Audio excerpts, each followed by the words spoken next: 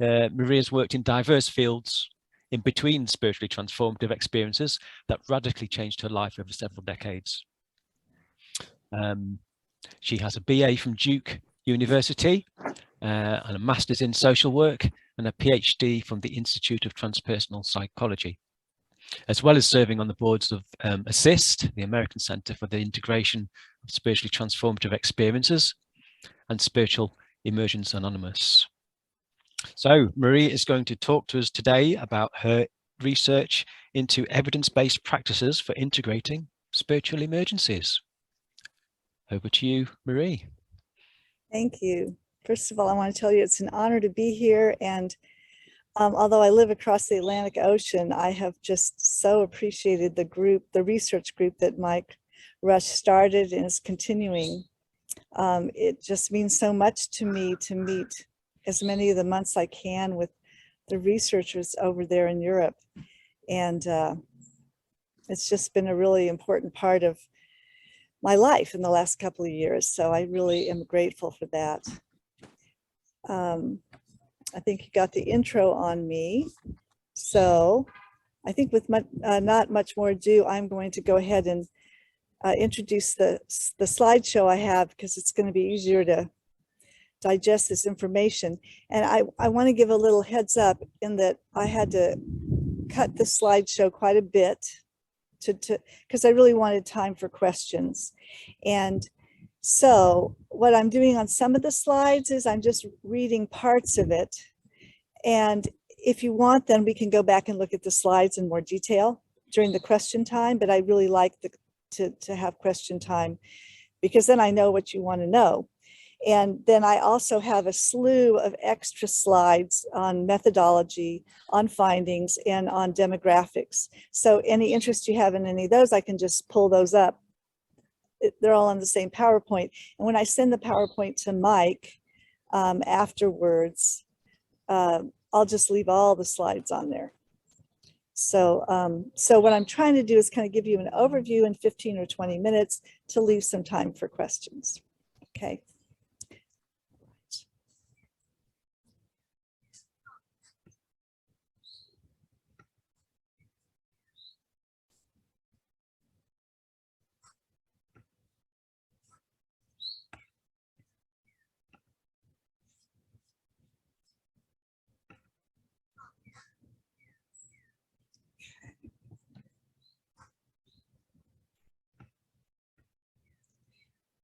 So what motivated me to do this research? Well, I had my own spiritually transformative experience in 1980. And what kind of triggered it was me reading a book about meditation. Didn't know anyone who did it, didn't have any teachers around, but I thought it looked really good. It was probably Zen Mind, Beginner's Mind, or something like that I read. And I don't even remember what the book was, but I remember saying, if I am going to, this thing about enlightenment and lifetimes, I want to do it this lifetime. And if I'm going to do it this lifetime, I'm going to have to start right now. I was 25 years old. So I started doing 1 hour of very focused meditation, the way it's said to in the book. And at 6 months, my brain just started melting. And my boundaries started melting, and you know how that goes from there on. So, so I kind of collected myself and said, oh, what am I going to do now? And I figured that I would probably end up in a mental institute unless I did something drastic. So what I did is I found a cabin in the Rocky Mountains, and in August of 1980, I rented it, and I said, I think if I stay in one place, because I had been moving a lot, if I stay in one place in nature for 12 months, I think I can just get settled down and figure out what's going on. So I stayed there for September 1980. And this is a Colorado Rocky Mountains. So there was a lot of snow that winter. I had a latrine. I really had everything I needed, and I could drive to town as long as the snow was cleared off the roads. And in August of 1981, when my lease was up, I was not integrated yet, but I'd run out of money. So I moved to town and I just started floundering. No one that I met knew anything about what was going on. I did move in with some Buddhists into a Buddhist house, but they all spoke Tibetan. And although I learned some Tibetan chanting, it didn't really directly help me with what I needed. So I began to live a life. I really wanted to live a life. And I really knew that I was not ready to be safe from being put in a mental institute. So I kept things very quiet, and it took many, many years before I started finding people, and people started talking about Kundalini, maybe a decade later. And then I actually ended up having a few more radical, spiritually transformative experiences over the 40 years since then. So the question might be, how long did it take for me to integrate this? And I would say, 20 residences later and 5 careers later and a few husbands later, I'm definitely closer, and I definitely could help that person that wanted to know what grounding is. I've done a lifetime study of grounding, but where I am now, which feels really grounded, and I feel very content and very inspired about life, is I am finishing my book on STEs, which is coming out of my research. I'm becoming a principal investigator for some STE research, and I'm becoming a graceful grandmother. The important word there being graceful. It was something I did not get to experience much in my rocky life, is gracefulness. And I'm even managing to become a less high maintenance wife. So what I did for my research is I created an inventory called the Integration of Spiritually Transformative Experiences Inventory. And it's an 84-item inventory of practices, habits, and behaviors that assist in integrating STEs. I did this by the inspiration of my dissertation chair, who's David Lukoff. And what I wanted to do was my PhD on my story. He was so great. He goes, "Oh, there was enough of those. Do it on something like that has some meat in it." So I picked out the 4 experts that I knew at that time, the authorities who really had worked for years with people in spiritual crisis. And I took what they had put in print as to how to help people who have had spiritually transformative experiences that they had difficulty integrating. So one was Yvonne Kaysen, author of the book Farther Shores. And as far as I know, she's the first person to use the expression spiritually transformative experiences. David Lukoff, PhD, and he was the author and the person that got the DSM V code in there for religious and spiritual problem that we've talked about before here. Yolaine Stout, who was the founder of the American Center for the Integration of Spiritually Transformative Experiences. And then Ryan Rominger, who's the first person I know who actually did his PhD dissertation in research on STEs. And the survey that I sent out via online had 4 sections. The first section was demographic information and STE history that I took. The second was screening criteria. I'll go into that because I wanted to make sure that that the people that signed up or that took the survey were who I needed, and that I could trust and count their feedback for what really assisted them in integrating it. I'll go into that in detail. Section 3 was the integration of spiritually transformative experiences inventory, the 84 items.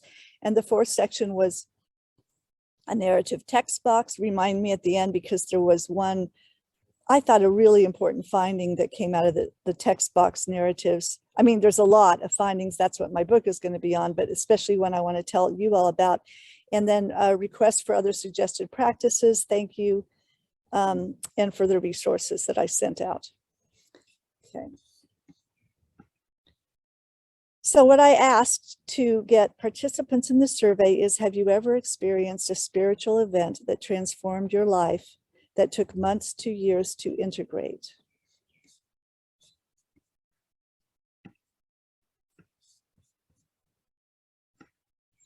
The recruitment, there were a few professionals that I went to. There were some Facebook spiritual emergence groups, but there was practically nothing back then. This was 2015. I think the only one I knew about was Shades of Awakening, and it had just started within a few months of this. Educational Institute promotion through universities, which didn't go very far.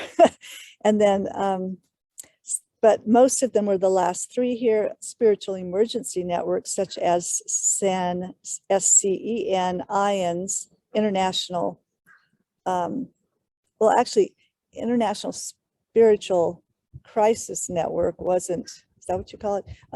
That wasn't happening, but there was this, this is the Near Death Institute, and there was a very slender Kundalini research network, as well as ASSIST, the American Center for Integration of STEs. And then surfing the internet is where a huge amount of people said they found it. They just put in the words and they got my survey and they took it. And then referrals from friends or acquaintances actually is where most of the people came. I just told everybody I knew for a year, and they told other people. So the survey was online October 2015 to October 2016. My goal was 75 respondents, because then I would have enough to make some statistical findings. So when I got like 100, I was going to leave it on for 3 or 4 months. And when I hit 100, I was like, I got to leave this on longer. So by the time the year passed, I had 413. So the way I screened the respondents was I picked 2 validated, standardized psychological instruments, because what I wanted to screen out were people who had not fully integrated. There were a lot of people, you know, who said, I'm having one, and they really didn't have a sense of what integration meant according to what I needed, which is that someone was like mentally very stable. And then the second thing was the validity of the STE. People maybe, I think a lot of people had had spiritual experiences, but it wasn't necessarily that a spiritual experience had transformed their lives. So what I did is I found this mental health inventory, MHI, that's used by WHO, the World Health Organization, to just, it's like a just real simple, like, are you mentally stable kind of, are you mentally ill or are you mentally healthy? It's that kind of a test. And then the post-traumatic growth inventory by Tedeschi and Calhoun, that's already been introduced here. And at the time, no one had ever connected them, but I thought it would make a good test. I substituted STE for trauma to see if it actually had changed their lives, because it was about post-traumatic growth, not just post-trauma problems. Okay, so out of those 413, 234 met the criteria. So just a little over half. And so that way I felt like I had people who had indeed experienced an STE, spiritually transformative experience, and they had integrated it.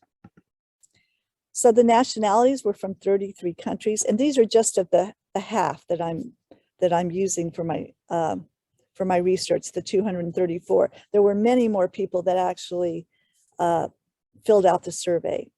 Almost all of them were white, English speaking, because it was in English online. But I still had a lot of people who obviously used Google Translate, or English was their second language. And I have many more demographics if that interests people. So I'm going to go straight to the descriptions of the STEs. I told people that they could fill out more than one of these, but I wanted to get an idea of what their actual STE was. Mystical experience was the most common. Unitive experience with everything was the next most common. Energetic experience within the body was the next. And then it starts to go down after that: paranormal powers, kundalini, etc. All right. I'll just read through them. Out of body communication with non-earthly beings, near death, communication with the dead, channeling or possession, hallucinogenic drug, and religious conversion. And then there were many other descriptions. I had an open text box so they could describe if it didn't fit into my category. And I divided them into mystical experiences, paranormal powers, and communication experiences. The duration was of the actual STE. This is seconds on the left all the way to weeks. So it seemed like most people either had described minutes of the altered state, the transpersonal experience, or weeks.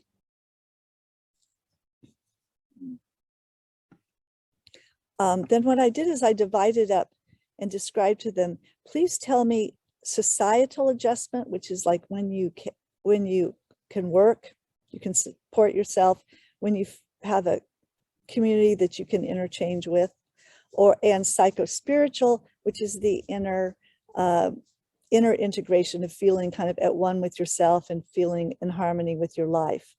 So the blue, which is as at least in this culture, where the first thing you have to do is make sure you're financially stable before you can be whole. People took anywhere from days to years, basically, to get stable, what I called societal adjustment. And then for psychospiritual integration, it was weeks to decades, with most people managing to get back on their feet adjustment-wise within days, and most people managing to get psycho-spiritually integrated years. Inventory analysis. So I listed these 84 practices, habits, and behaviors. I gave the participants a Likert scale. That 0 was I did not try it, 1 was not helpful, not at all helpful, actually.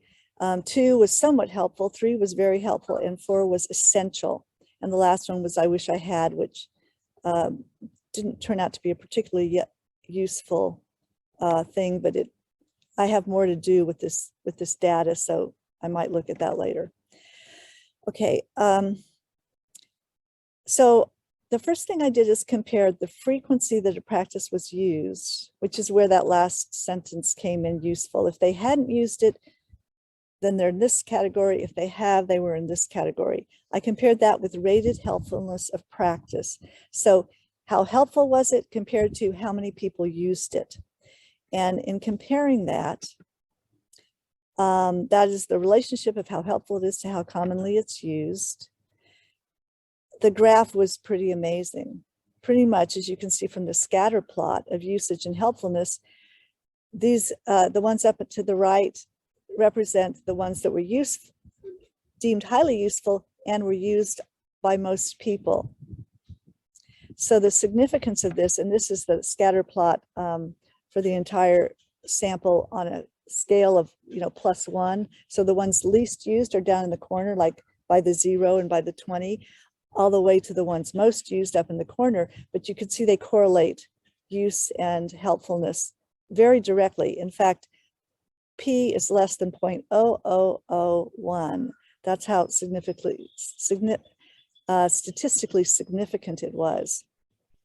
So I'll just summarize what that means is, and these, by the way, in 2015 and 16 are generally all people who had experienced these experiences over, say, the 30 prior years, where there was very little help available. So these people on their own had found the way to help themselves. And they had found the same ways, basically, all these individuals. It's not like it is now where you have groups. There were no groups back then. Okay, viewing rated helpfulness data in 8 groups. So now, as far as the helpfulness goes, I mean, as far as which is the most helpful, I divided them into 8 groups just because I needed to be able to handle 84 practices. And so I'll show you how I did it so that you can really view this accurately. The purple is essential. That's where someone rated 4. That's the highest possible. Then the orange is kind of the upper very helpful and the lower very helpful. And then the yellow is everything that's somewhat helpful between 2 and 3. And then the blue is not helpful at all or least helpful. So I'm going to show you each of these categories to give you an idea of how it looked. So for social situations, nothing came in 100% 4, but 3.9, which is practically essential, is choose the right people for sharing. And then remember that all of this orange, so from 3.1 up, was considered very helpful. So found non-judgmental listeners, shared with a friend, found ways to serve others, found others who experienced similar things, developed healthy relationships, safe place to share, and validation and assurance that I was not psychotic. So those were all considered very helpful up toward essential. And then some of the still very helpful were in, but not so, not rated so highly, were endure responses when sharing, accept how people responded and remained active in society. And last is shared with a family member or a workplace. And that's pretty much because at the time this was done, those were hard to find. Okay, supportive environments. So if you see it in purple, it means that every single person said it was essential. Calm environment. And when you see 3.9, it means probably every person except 1 said it was essential. Serene time alone, time in nature, time with relaxed people, and calm interactions with people. And time in natural light was rated very high too. Supportive activities. This varied a lot, but most all of these were considered very helpful. The most important was minimize stress and relaxation.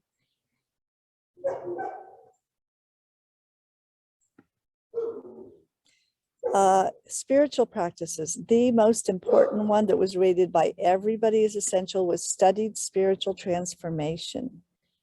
And then probably everyone except 1 person said it was essential to have daily prayer, surrender to the divine, and read spiritual literature. And then you can see some others that are very, very helpful, like the meditation, visualizing grounding, visualizing centering. Self-exploration. You can see how many of these were essential. There are 8. Practice compassion. And what I did is one person, Yvonne Kaysen, had suggested that there should be compassion, forgiveness, humility, honesty, and gratitude that are practiced regularly. Well, I took them all apart and had them as individual items to see if they really were that important. Every single one of them showed up as absolutely essential. So practice compassion, allowed psychological issues to surface. These are not even in order here, but express myself through other creative practice. We're thinking of Alina here and her good work. Practice forgiveness, practice humility, revised my purpose in life, which we've been talking about, practice honesty and practice gratitude. And then all the others were above 3.6. So all the others were considered the high end of very, very helpful. It's basically getting in touch with myself, my feelings, my sense of reality, my spiritual desires, my connection with the earth, all that stuff. How am I doing on time? How am I doing on time, Mike? Okay, well, you're just approaching 20 minutes now. Okay. Seeking professional clinical help. This is key because it's the only ones that has blue. So you notice that the top ones are seeking alternative health practitioner and choosing to not take prescription medicine and receiving massage. And then psychotherapy or counseling was kind of middle of the road. And then when you get to the very bottom, it's considered or sought psychiatric help, considered taking prescription medicine, and choosing to take prescription medicine were all the bottom of the barrel of recommended things. And then adjusting to heightened sensitivities. Essential was awareness of metaphysical events and awareness of inner sensations, and high importance to sensitivities to other things and awareness of toxic things. Healthier nutrition habits, that was much more varied, but the top is the junk food goes first, recreational drugs went second, alcohol went third, sugar went fourth, caffeine a little lower, and and actually meat was at the bottom, and that's because I think a lot of us needed meat at certain times during our integration to stay grounded. Okay, upper and lower range of helpfulness data.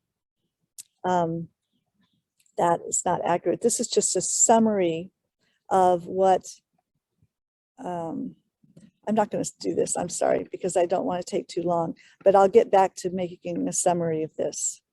Okay, so what's important is that anything that had to do with considering prescription medicine for psychological balance, either it rated high if you avoided it, or it rated low if you tried it. And same thing with taking prescription medicine for psychological balance. And the important thing is that if it rated high, that means a lot of people are saying, yes, I did this. I avoided medication. it was an active thing that they did. Okay, analysis of rated helpfulness. So here's dividing them all those sections, and I split up the holistic practitioners from the psychiatric practitioners. And you can probably guess that this box down at the bottom was the psychiatric practitioners. Everything else was up here rated very high in general. That's a box plot.